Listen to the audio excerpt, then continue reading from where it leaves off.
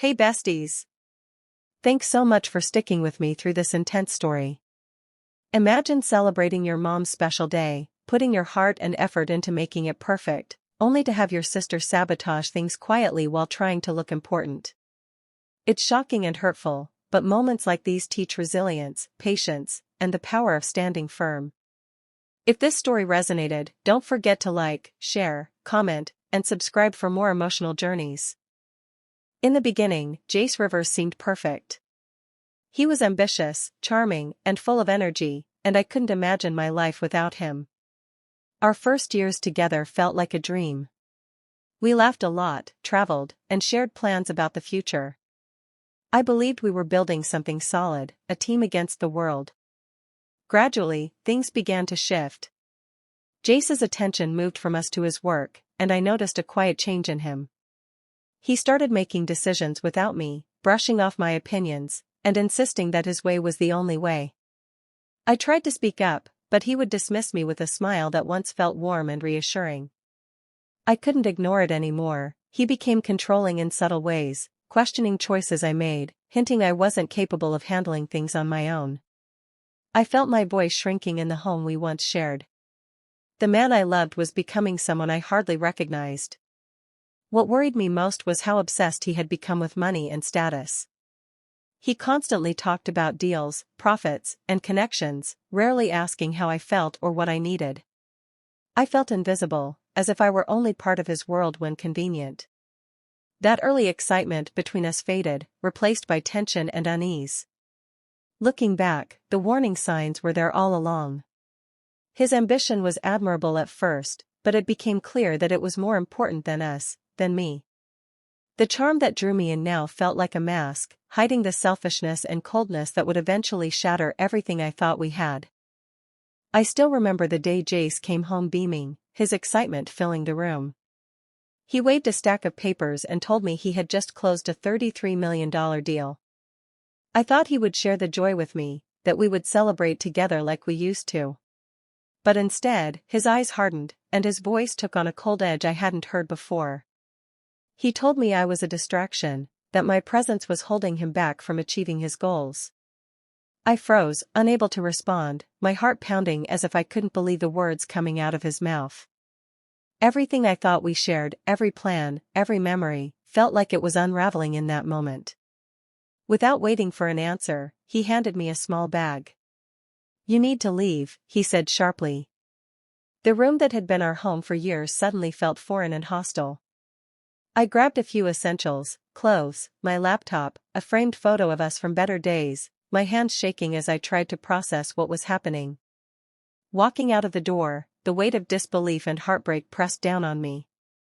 The world outside seemed too loud, too bright, and yet empty without the life I had built inside those walls.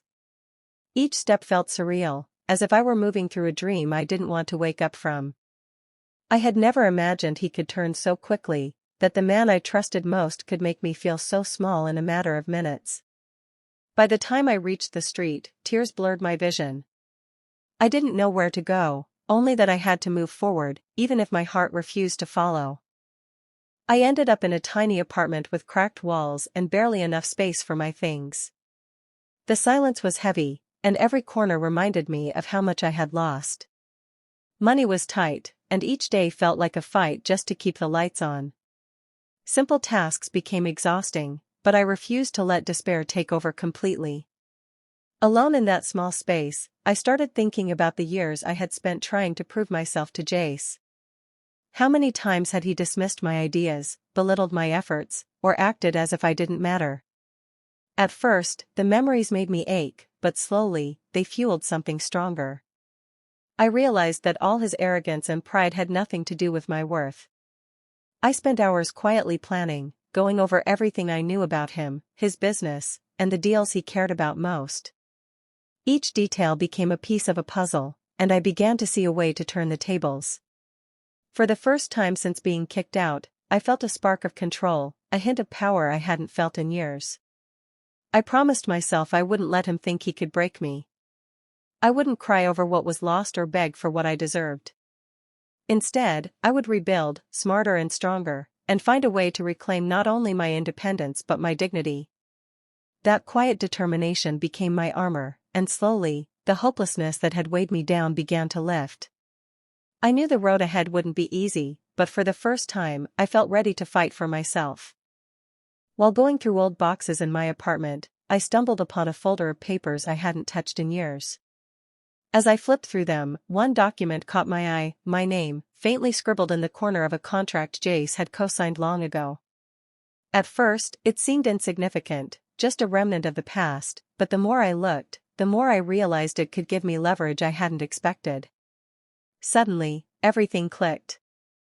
I understood his methods, the way he manipulated deals and played people against each other. I had been by his side for years, quietly watching, learning, and absorbing every pattern, every loophole. That knowledge was now mine to use. I could see a way not only to protect myself but to turn the situation around completely. Around that time, I met Colt Mercer, a consultant with a reputation for integrity and precision. He had a calm confidence that immediately made me feel supported, and I quickly realized he could be the ally I needed to navigate the business world Jace had dominated. Colt listened as I explained the situation, assessing the details with sharp eyes.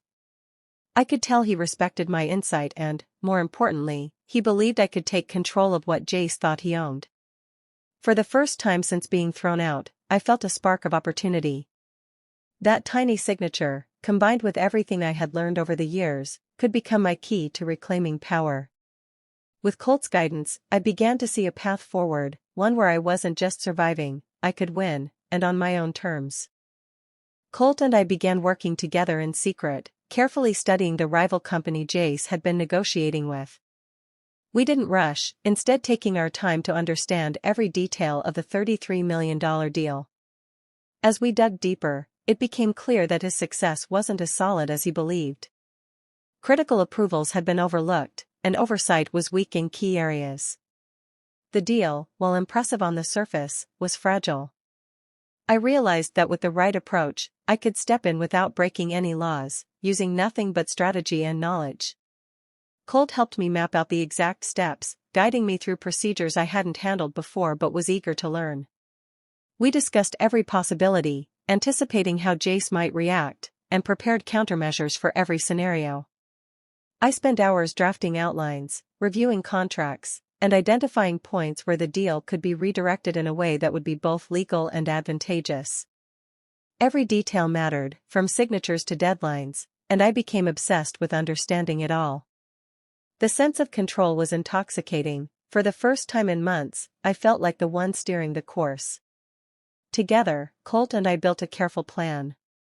It wasn't about revenge in the traditional sense, it was about taking what was rightfully within my grasp, about proving to myself that I could succeed without relying on anyone else.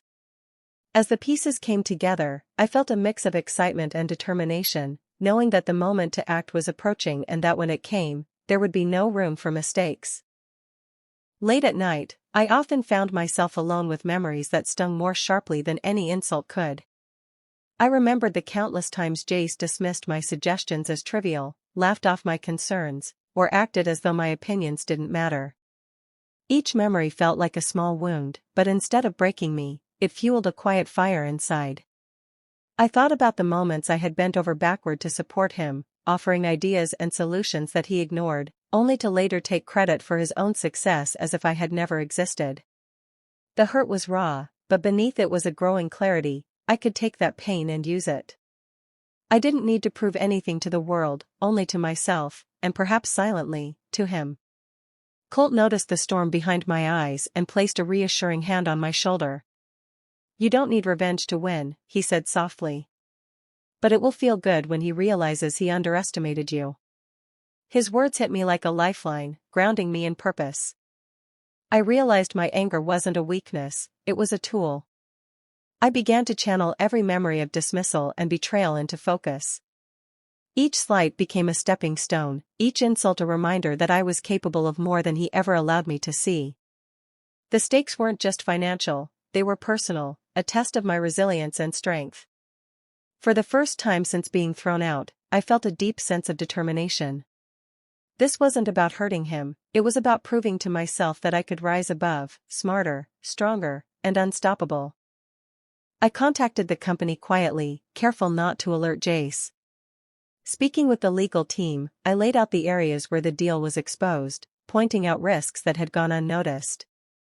I spoke with confidence, calmly explaining solutions and safeguards that could protect the company while ensuring the agreement stayed on track. My knowledge surprised them. They hadn't expected such insight from someone outside their circle. When I offered to supervise the final steps, they accepted immediately. I moved through the process efficiently, reviewing documents, confirming details, and guiding conversations with a steady presence that drew respect. Each decision I made reinforced my credibility, and the executives began relying on my judgment without hesitation. Throughout it all, Jace had no idea I was involved. He assumed the deal was progressing under his control, unaware that every move I made was shaping the outcome in ways he could never anticipate.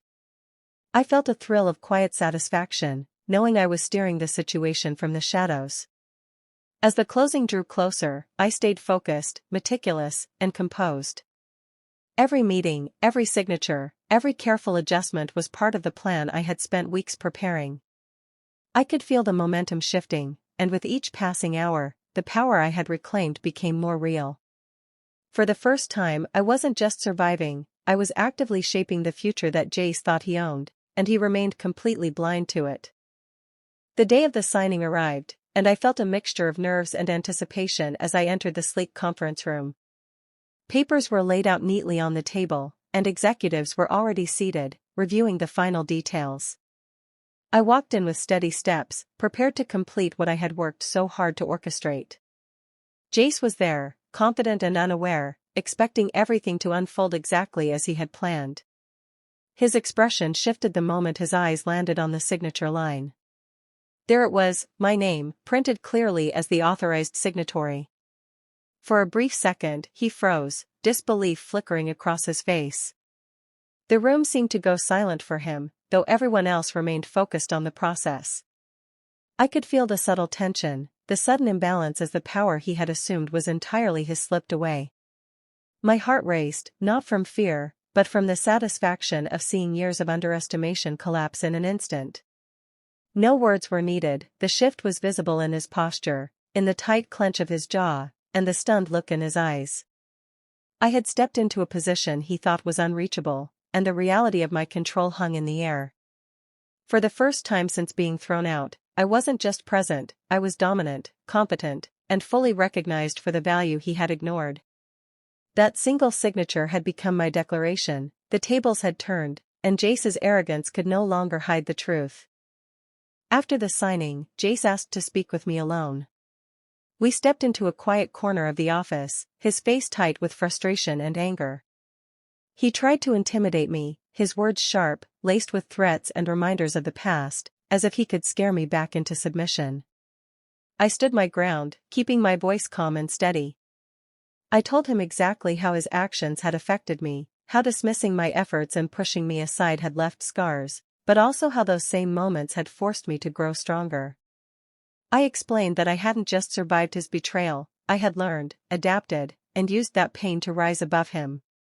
He faltered, trying to cut in, but I didn't let him. My composure, the quiet certainty in my tone, seemed to weigh on him more than any argument or shouting could. Every word I spoke reminded him that he had underestimated me, that the control he once thought he held was gone. For a moment, he looked small, exposed, as if he suddenly saw me not as the woman he could manipulate, but as someone untouchable by his arrogance. I didn't need to yell, didn't need to prove myself with anger. My confidence, built from months of struggle and planning, did the work for me. When our conversation ended, I walked away knowing I had reclaimed not just the deal, but my self-respect. Jace was left to process his defeat silently, realizing too late that the woman he tried to diminish had become his equal, and then some. With a steady hand, I completed the final signatures, making the deal official. Every line I signed reinforced the months of effort, strategy, and determination that had brought me to this point. The papers were no longer just documents, they were proof of my ability to take control and succeed on my own terms. Jace watched silently, powerless to interfere. The realization must have stung, that no amount of charm, pressure, or past authority could undo what I had accomplished. He had lost not because of luck or chance, but because he had underestimated me, and now there was nothing he could do to reclaim control. I stood tall as executives shook my hand, nodding with respect and acknowledgement. Their recognition wasn't just professional, it validated the strength I had discovered within myself. For the first time in a long while, I felt completely seen, not as someone's wife or assistant, but as a capable, formidable individual. Walking out of the office, I felt a surge of empowerment. The weight of betrayal and heartbreak lifted with each step, replaced by pride in what I had achieved. I wasn't just free from a toxic relationship, I was free in every sense, confident in my choices and in my ability to navigate life independently. That day, I reclaimed more than a deal, I reclaimed my dignity, my strength, and the knowledge that I could face anything and emerge victorious. After everything settled, I focused on building my life from the ground up. I threw myself into my work, taking on new challenges and projects that tested my skills and stretched my creativity. Each success, no matter how small, reinforced the fact that I didn't need anyone else to validate me or define my worth.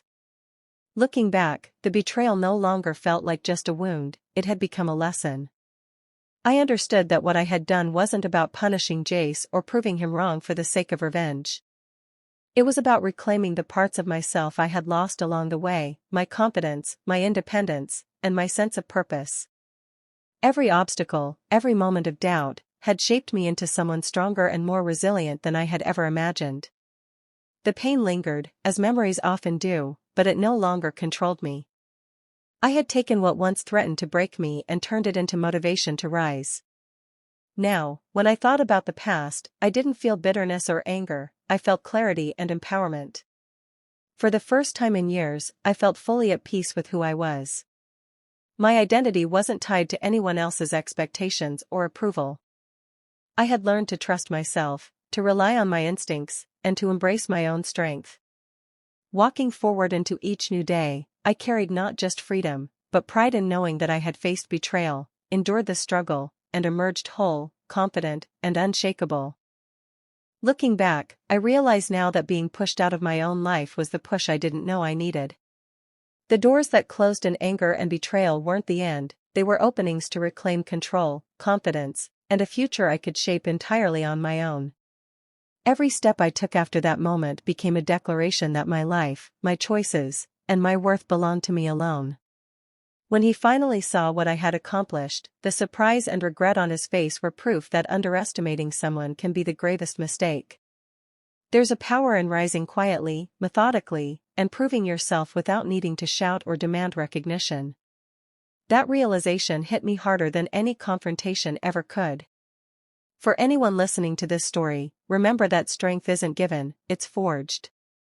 The challenges, betrayals, and obstacles you face can become the foundation of your own resilience.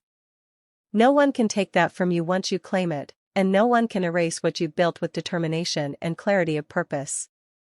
Sometimes, losing what you thought defined you is exactly what allows you to discover the depth of your own power. Your value isn't measured by others' approval, and your victories don't need an audience, they are yours alone. Strength, after all, is your own signature, unique and unshakable, waiting for the moment you decide to leave your mark. Hey besties! Thanks for sticking with me till the very end of this intense journey. Lena's story shows how being underestimated and betrayed can actually push someone to discover their own power and resilience. Losing what you thought defined you sometimes opens the door to reclaiming your life with confidence and strength. If this story inspired you, don't forget to like, share, leave a comment, and subscribe for more. See you in the next one.